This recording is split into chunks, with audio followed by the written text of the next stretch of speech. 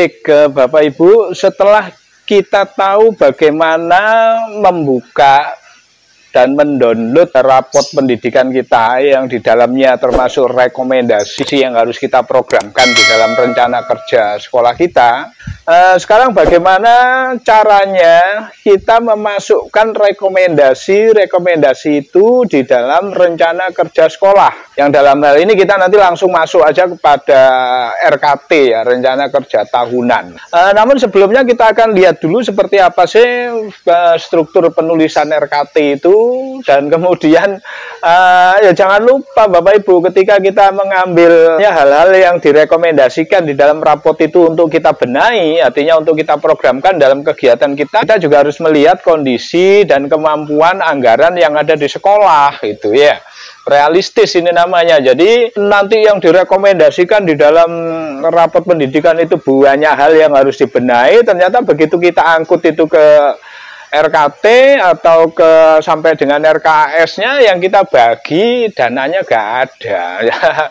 Kita mesti melihat itu dong ya, realistis. Oleh karena itu Bapak Ibu kepala sekolah, para yang berkecimpung di manajemen sekolah ya harus skala prioritas. Jadi harus menggunakan skala prioritas. Tidak semuanya yang direkomendasikan langsung kita programkan ya, tentu tidak dong. Kita mesti melihat sumber daya dan sumber dana yang ada di sekolah. Begitu ya kira-kira. Coba ikuti lanjutannya ya. Nah, ini. Bapak Ibu sekalian tentu sudah biasa dengan rencana kerja tahunan ya, di sekolah itu sudah memiliki bahkan ciri khas atau template kekhasan yang ada di sekolah itu sudah dimiliki. Namun biasanya RKT itu struktur penulisannya terdiri dari pendahuluan bab 1 yang meliputi latar belakang, landasan hukum, tujuan dan ruang lingkup daripada RKT. Kemudian bab 2-nya adalah profil sekolah. Nah, profil sekolah ini berisi tentang visi, misi, tujuan sekolah dan data-data yang penting. Nah, di bagian profil sekolah inilah Bapak Ibu kita bisa menuangkan apa yang sudah tertera di dalam rapot pendidikan sekolah kita. Jadi kita bisa menggambarkannya di sana. Nah, kemudian ada bab 3 itu tentang rencana kerja tahun berjalan itu sendiri. Nah, ini biasanya berupa tabel yang menunjukkan kegiatan-kegiatan apa yang akan dilakukan di dalam 1 tahun berjalan. Bagian penutup ini nanti ada berisi tujuan biasanya atau harapan, kebermanfaatan RKT, rencana pengembangan dan rekomendasi. Kira-kira beginilah struktur penulisan daripada RKT. Kita coba lihat beberapa contoh ya RKT yang ada ya. Jadi langsung ada bab 3 ya, karena intinya ada di sini. Nah, ini sederhana, terdiri dari uraian kegiatan, kemudian tujuan, indikator ketercapaian, pelaksana atau penanggung jawabnya siapa, kemudian waktu pelaksanaannya. Nah, RKS ini sendiri guys, itu sebaiknya itu disusun berdasarkan 8 standar ya. Jadi antara lain misalnya standar proses, standar isi, standar kompetensi lulusan, standar sarana. Jadi dipisahkan atau tersusun berdasarkan 8 standar itu sendiri ya. Itu akan lebih bagus. Ini format ini nggak mengikat loh ya. Nanti sekolah memiliki keleluasaan di dalam membuat format daripada RKT ini sendiri ya. Yang paling penting adalah bahwa Bapak Ibu pengelola sekolah itu harus membuat yang namanya RKJM, RKT, dan RKS gitu ya. Jangan ujuk-ujuk lah RKS ya. Ini biasanya di lapangan itu masih banyak sekali sekolah-sekolah langsung pada RKAS itu. Ditambah lagi kemudian dengan yang mengerjakan RKJM, RKT adalah pihak yang lain atau bagian apa di sekolah itu sistem penjamin mutu atau bagian perencanaan atau kepala sekolah.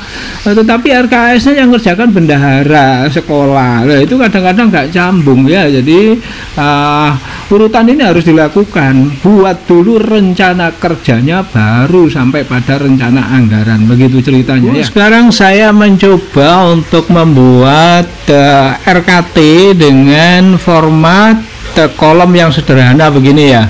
Isinya terdiri dari nomor, kode kegiatan. Ini untuk memudahkan nanti memasukkan ke arkasnya. kemudian kegiatan, uraian, tujuan, sasaran, indikator keberhasilan, rencana waktu pelaksanaan, kemudian sumber pendanaan dan penanggung jawab. Ini seperti biasa, ini sederhana sekali ya. Kemudian di dalam rencana kerja ini nanti akan saya klasifikasikan atau saya urutkan berdasarkan 8 standar pendidikan. Ya, ini mulai dari nomor 01 ini adalah standar kompetensi lulusan, 02 standar isi, 03 standar proses, dan seterusnya hingga yang ke-8 adalah standar penilaian, begitu guys ya.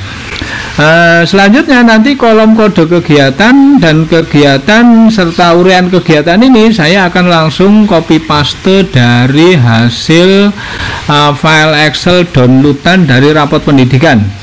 Ya, seperti ini kan, yang seperti di video sebelumnya. Nah, ini adalah kegiatan-kegiatan yang direkomendasi untuk dilaksanakan sebagai output dari rapot pendidikan ya. Ini langsung saya copy paste ke format RKT tadi, cuman berdasarkan SNP ya.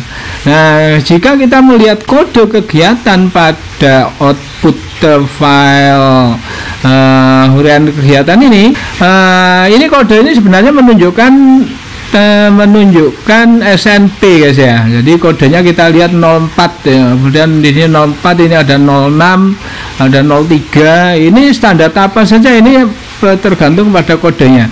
Referensinya adalah pada referensi kode ARKAS guys ya. Nah, ini contohnya, ini filenya nih. Ini filenya nanti bisa di-download ya di kolom deskripsi ya. Ini yang nggak tahu, ini ya bingung ini kode itu apa gitu ya. Jadi kalau kode diawali dengan 02 itu berarti standar isi. Kalau diawali dengan 03 itu berarti standar proses, begitu guys. Nah, oke. Saya akan masukkan rekomendasi kegiatan itu ke dalam RKT saya ya. Saya coba masukkan sesuai dengan klasifikasinya ini. Saya hanya copy paste aja ya. Ini contohnya misalnya 04 kegiatannya ini, kemudian penjelasan kegiatannya juga sudah ada, saya copy paste aja. Ini saya copy, kemudian saya ke kolom RKT saya tadi yang 04 itu standar pendidik, saya pastekan di sini guys. Nah, oke begitu. Kemudian yang kedua ini 04 juga, cuman 22 ini yang terkait dengan peningkatan kompetensi kepala sekolah, saya copy lagi dan kemudian saya pastekan di baris kedua standar pendidik. Oke, selanjutnya langsung saya copy lagi nih yang 06 guys. 06 ini kalau tidak salah standar sarana, ini saya copy paste 06 ke RKT saya, standar pengelolaan ya, saya masukkan ya. Oke, nah dengan cara demikian nanti si pihak bendahara ketika masukkan ke ARKAS ini nggak sulit lagi guys ya. Nah, saya lanjutkan ya. Saya lanjutkan ke 03, ini adalah kegiatan yang direkomendasi tadi. Ini coba saya masukkan semua aja lah ya, karena ini sudah direkomendasi. Tapi ini bagi sekolah yang yang jumlah rombelnya kecil ya, jangan dimasukkan semua guys ya, di prioritas ya. Kalau sekolah besar saya nggak masalah, mesti sumber dananya ada. Kalau sekolah kecil ya mikir guys. Oke, saya masukkan di sini semua ya, jadi semua saya masukkan dulu. Oke. Dan simsalabim Bapak Ibu sekalian, seluruh rekomendasi yang dari rapot pendidikan ini sudah saya masukkan pasti di dalam RKT ya. Ini sudah pasti saya masukkan di sini. Nah, termasuk juga tujuannya ini. Tujuan ini saya ngambil dari ini Bapak Ibu ya. Saya ngambil dari deskripsi benahi ini, saya ambil ya. Ini saya copy aja, ini deskripsi benahi sehingga terdapat di kolom tujuannya. Ya, kalau nanti redaksinya kurang halus ya diperhalus, begitulah ya. Kemudian sasarannya kita tinggal lanjutkan ya. Indikator keberhasilannya atau indikator ketercapaiannya silahkan diisi ya, tentu mengacu kepada tujuan ini ya. Kemudian di pelaksananya nanti di bulan apa, minggu keberapa, sumber dananya dari mana, oh misalnya dari BOS gitu ya. Kemudian penanggung jawabnya siapa. Nah, ini seluruh rekomendasi dari rapot pendidikan sudah saya masukkan. Namun apabila kemudian kita masih memiliki program-program yang lain, ya silakan Bapak Ibu tambahkan di sini dong ya. Tambahkan sesuai dengan kemampuan sekolah. Nah, ya misalnya nanti di sarana prasarana ini juga biasanya itu kan suka ini yang sarana prasarana. Oh, misalnya nanti di sini akan merehabilitasi toilet begitu ya. Ya kita cari dulu di dalam referensi Arkas itu akun yang terkait dengan sarana. Nah, terkait dengan sarana di sini banyak sekali ini akun-akunnya ya. Kita tinggal pastikan aja. Tadi apa contohnya misalnya apa pengembangan atau rehab toilet. Nah, begitu nih. Nih contohnya misalnya saya mau merencanakan kegiatan pemeliharaan kamar mandi untuk atau WC guru karyawan begitu, saya tinggal comot aja nih kegiatannya nih ya. Ini kemudian nanti nilainya berapa satuannya, tentu itu ketika sudah kita bicara RKAS-nya ya. Demikian, semoga menginspirasi. Kalau sudah seperti ini Bapak Ibu, nanti dijamin bahwa RKT itu akan tembus dengan RKAS-nya gitu ya.